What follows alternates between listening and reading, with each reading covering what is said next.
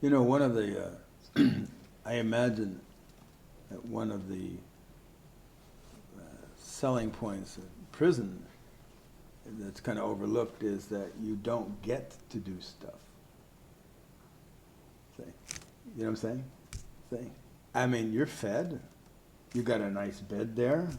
I don't know, nice, but anyway, you got a bed there. You got your own little toilet, you know.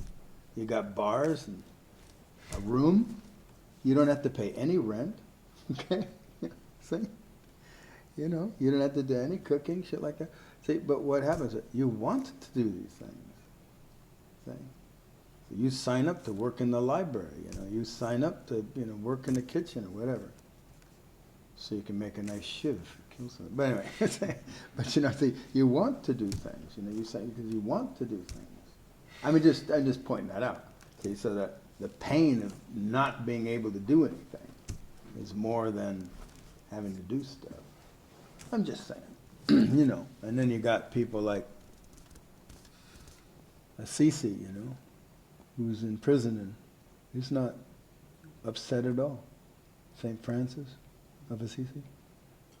And he's not, you know, he does not sound unhappy.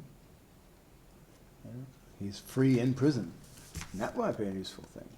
You know, I figured that, hey, if I ever get put in prison, wow, a lot of time to contemplate. Nothing else to do, you know.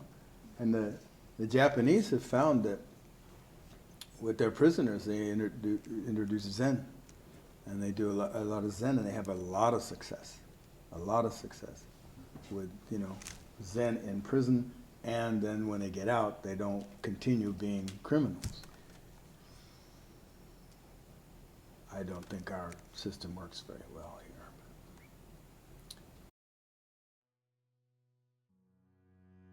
Thanks for watching. If you like this video, please consider joining a workshop. They're more powerful than you think.